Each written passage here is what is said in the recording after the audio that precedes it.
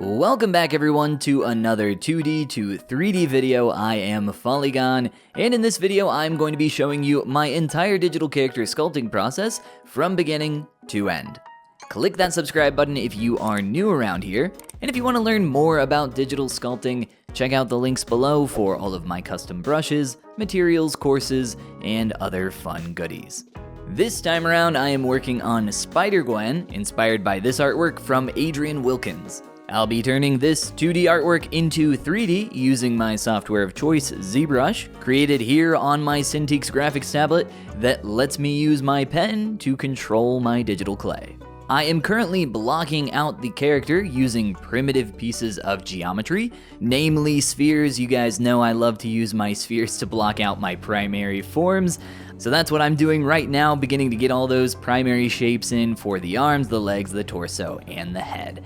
After you get all those pieces in, you can start worrying about things like proportions, which I waste no time on doing here in the beginning. I really try to go quickly during this part of the process, especially on this character where I am going to be breaking symmetry very, very early on. So if you guys have been watching my stuff for a while, you know I sculpt most of my characters symmetrically, meaning that they are mirrored from left to right, and I stick with that process and then pose them later on.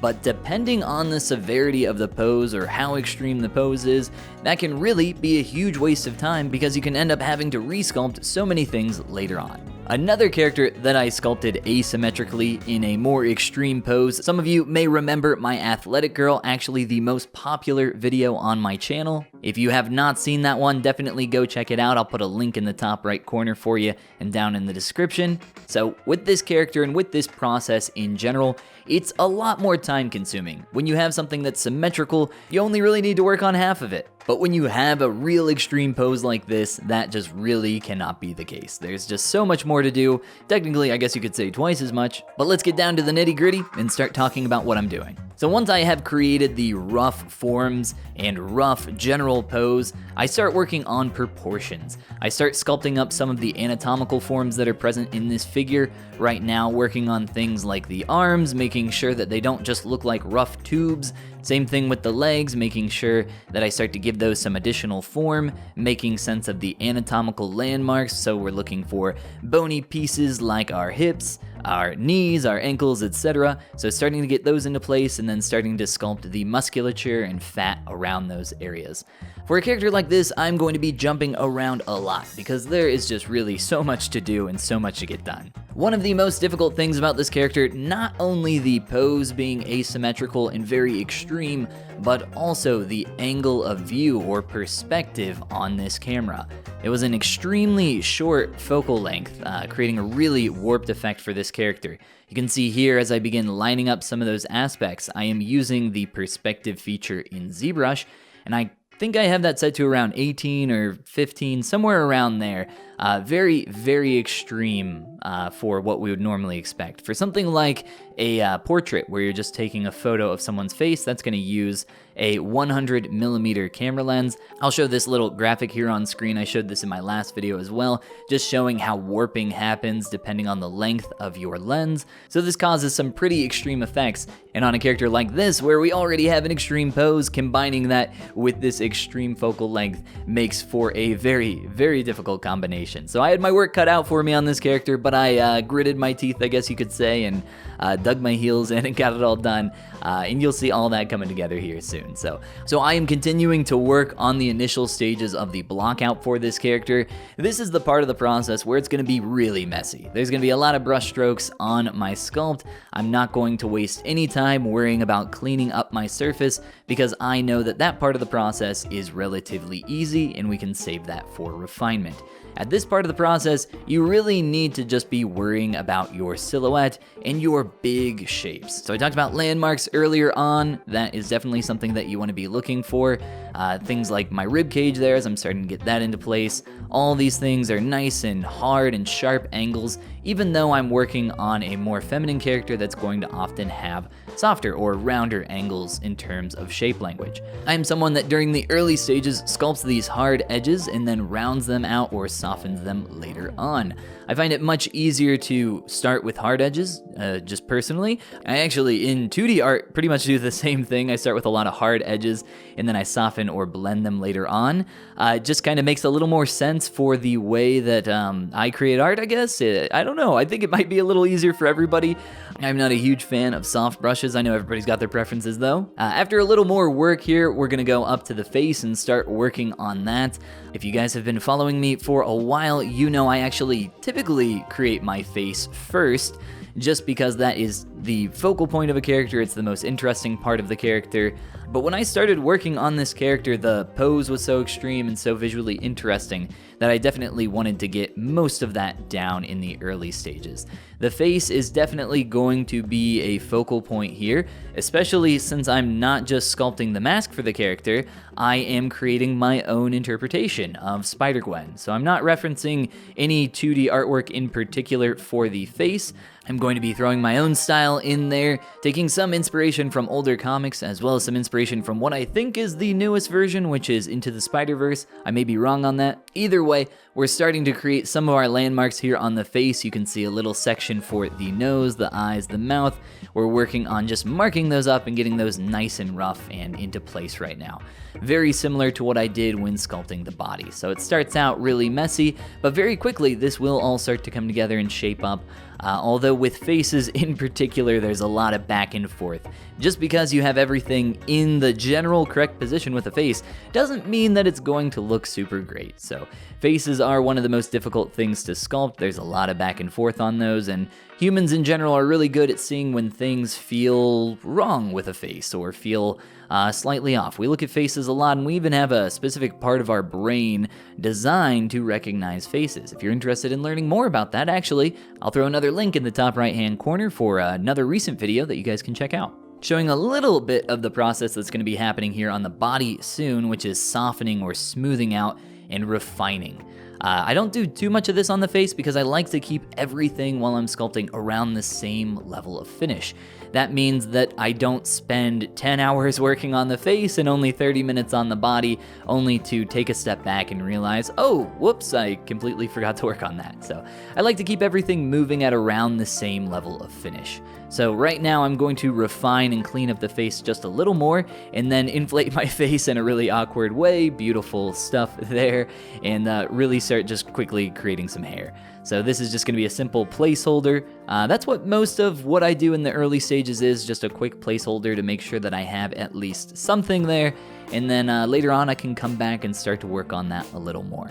I am now going back in and starting to refine my body, working on my plane changes and making sure that everything is feeling nice and clean.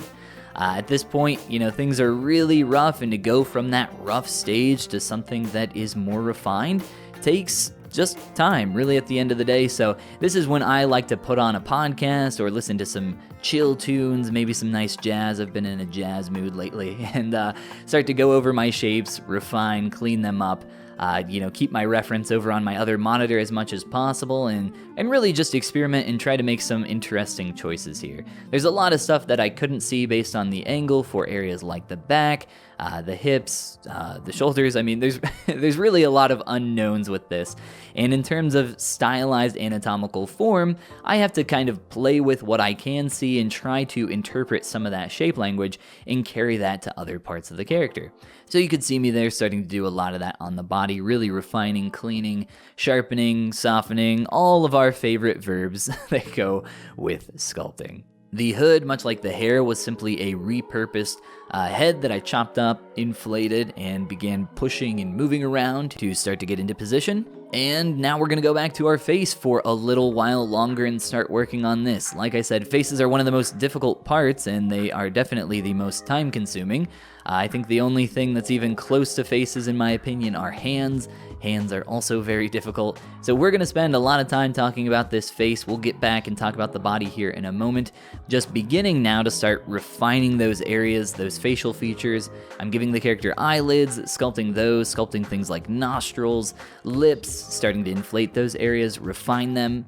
The ears that I have created for this character are actually from a base mesh from Mod Mesh. If you guys are unfamiliar with Mod Mesh, it's a tool that I created that is a modular base mesh creation tool. There's over 28 million possible combinations of heads that you can create with it, and if you are interested in checking it out, I'll throw another link in the top right for you. Would highly recommend if maybe you have not heard of it before. Very cool tool, and I am very proud of my work on that. And depending on how much interest it gets, you can expect to see some expansions for that project in the future.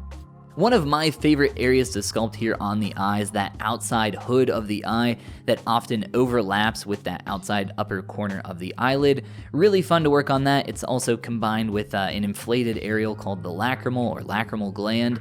A lot of complexity going on with just the eyes and eye socket in general. Very complex, very expressive, and as I mentioned earlier, very easy to tell when those things feel even slightly off. The face is starting to head into a better direction now, starting to be refined. It feels a little too blocky in a few areas for the general shape language that I'm trying to go for here. I was trying to go for more oval or more round, and because of that I needed to reduce some of the form that I had in the chin. Some of the proportions that I had were also a little off and feeling a little uncanny, so I'm definitely going to play with those more and start to push that to feel even better. But with all things, you need to take a little break here and there and refresh your eyes, so I like to jump around and work on my hair a little while and then come back and then start making some of those proportional changes. I also really wanted to increase the size of my eyes. You'll often see this in a lot of stylized or cartoony characters, really big expressive eyes, most expressive part of the face, so it really helps to make the audience connect with the character. You also see this in anime a lot with those huge 12 points of reflection eyes, if you know what I'm talking about. I don't go quite that insane with my particular style, but I do start pushing on that a little more here, beginning to refine and clean that up and try to get some additional form. Specifically, that eyelash is a really expressive part of the eye as well as the eyebrows, so I like to get those in early, play with those shapes, and start to make those feel nice and clean. After working on the face a little longer, I go back to the hair and start positioning that a little better. She has this really cool, I'm actually not sure what this hairstyle is called, I guess just half shaved. I mean, that makes the most sense, right? Maybe somebody in the comments knows. Either way, I think it's a really cool hairstyle. I actually used to have something somewhat similar going on with my hair back in the day. I'm starting to grow my hair back out. Maybe I'm gonna go a little bit more that direction. Mine wasn't quite half shaved, but it was a lot longer on the top and shaved on the sides. So, you know, maybe Spider Gwen has inspired me. I'm heading back in that direction, getting back to my hair roots, excuse the pun. Even at this stage of sculpting, you can see that I'm adding in hard edges, taking a step back, making sure that I really understand how my face is working.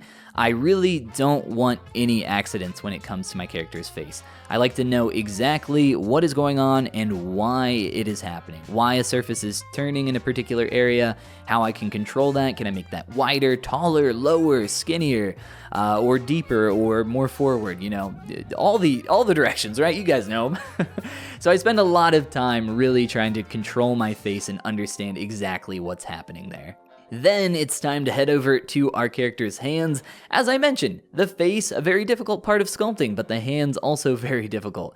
Second most difficult thing to work on here for the character. And I had two very specific hand poses. We got the classic one over here, the or whatever you want to call it pose. The one where you do your rock and roll sign, right? And your web comes out. So that's a pretty cool one. And then the other one's a little more relaxed. I actually struggled with the more relaxed hand more than the other Spider-Man hand pose. I don't know why that is. I guess the other one's just a lot more graphic and easy to play with. This one was a little more convoluted, but I ended up playing with that a little longer, getting it into a really nice spot. After some work on the face and the hands, it's time to do some more refinement to my character's body. Because I've taken some time away from working on these areas, it's given me time to refresh my eyes and come in with fresh perspective. It's a little idea you can play, or a little game you can play with yourself called Art Director, where you pretend that you are an art director and another artist, or you know, maybe one of your underlings if you're an art director. I don't think art directors call them their underlings, but either way, you can go back in and start working on these areas as if it's not even your artwork, depending on how much time you take in between, and really start to critique your art, you know, when it's not yours, it's a lot easier to have this mentality of, you know, this needs to change, this needs to change, that actually looks pretty good. When it's your own work, it's a little more difficult, but even just that slight mental shift there, I know it sounds probably a little silly, but it really does make a huge difference. So during this part of the process, I'm really cleaning up and refining all these areas that are not as good as they could be, and starting to take those hard edges that I was mentioning earlier and soften those out, as well as blending all these pieces together.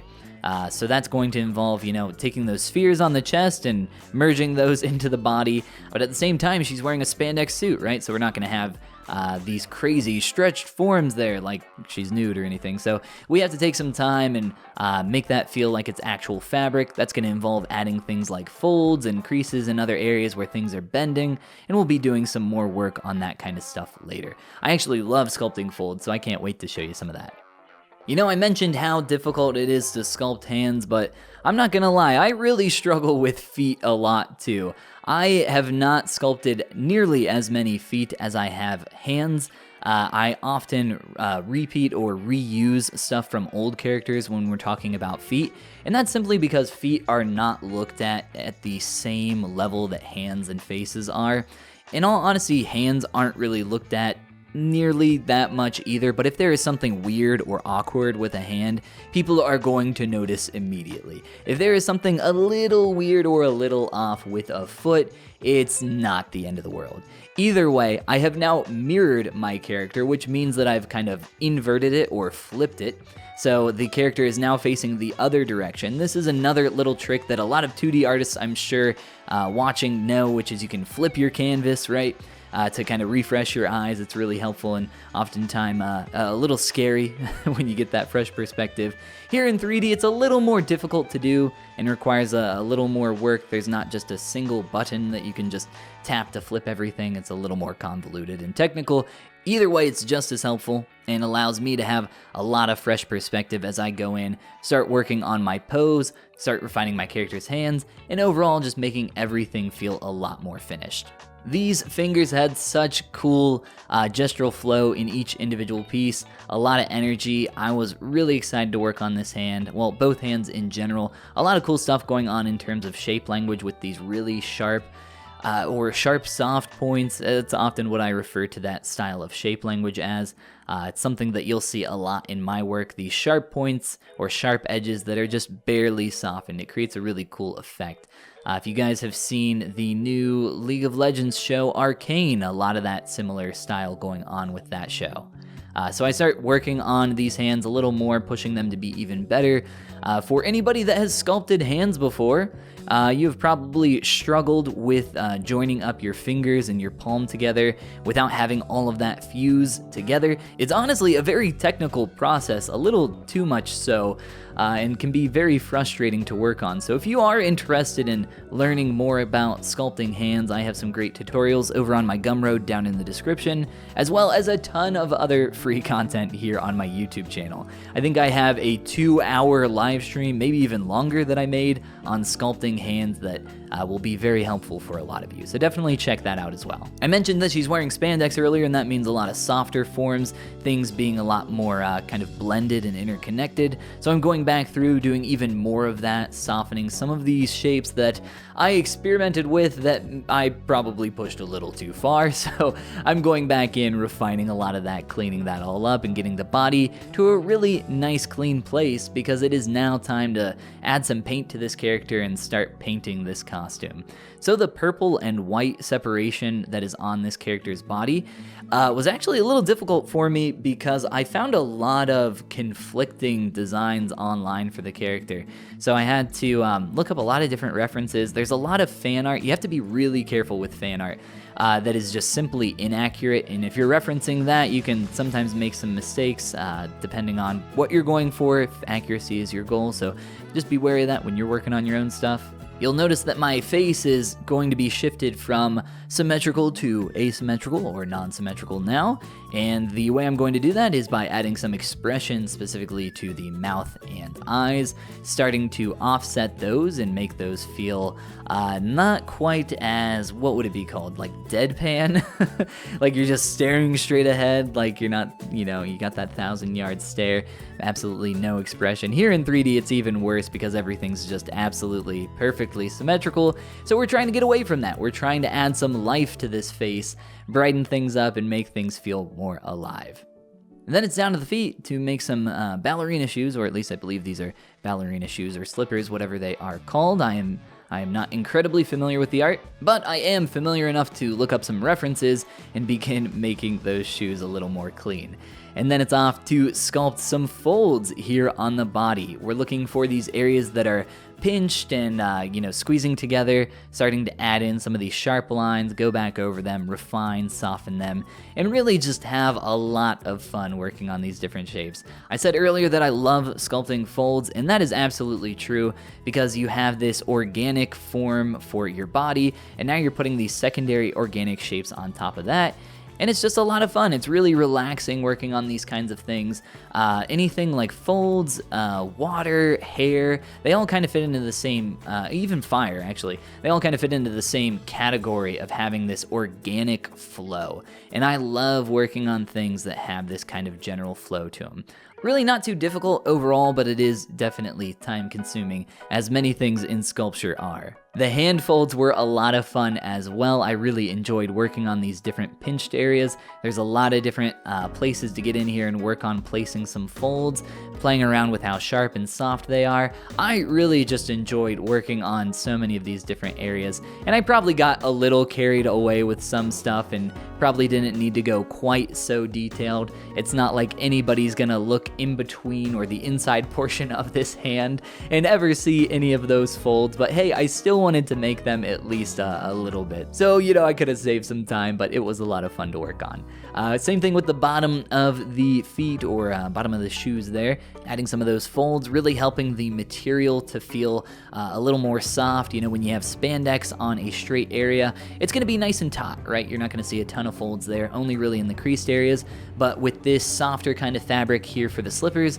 definitely gonna see at least a little bit of crumpling. So I'm starting to get in some of those shapes, make those feel really nice and organic, and then it's back up to the face to work on our hair. One of the final things that I do on my character for every single sculpt is really polish up the hair and the face to be as good as possible. The hair and face on this character, I'm not gonna lie, it was really difficult just because I'm trying to translate this character into my own personal style, create something that still feels like Spider Gwen, but also feels like my own original work. So that's definitely a lot of back and forth to really try to make that feel recognizable, but also have my own style or flair or, whatever you want to call it.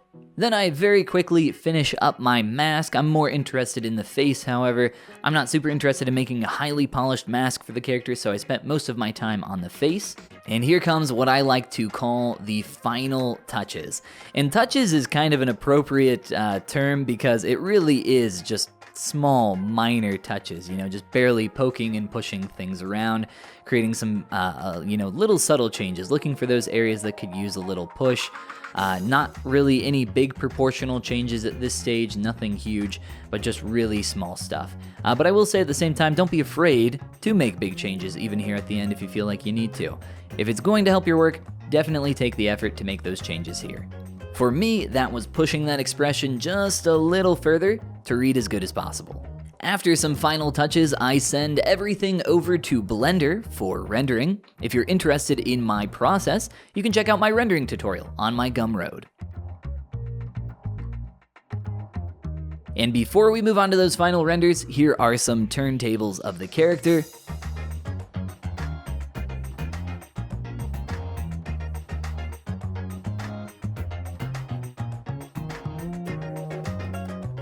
As well as a quick close-up of the face.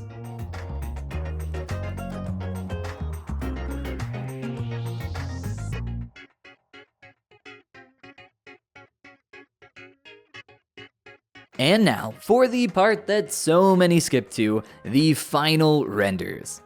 Hello skippers, glad to see you. I know, I got you. But if you like what you see, I think you'll also really enjoy learning more about the process of how I made this character. Consider going back through and giving it a watch if you did just so happen to skip here to the end. No hard feelings either way though, I appreciate your interest in my art. And if you would like to learn more about digital sculpting, check out the links below down in the description. My Gumroad is where you can find all of my tutorials and custom brushes. The Appeal Academy is my huge course that includes an ever-expanding, massive library of videos on everything I know about creating appealing characters. And if you're not ready for that yet, I recommend checking out my Patreon. Well hey, this video is not free. You have to pay up. And if you are new around here, the way you can do that is by clicking that subscribe button. And if you enjoyed the video, click that like button. I appreciate you so much, thanks for watching, and I'll catch you again in the next one.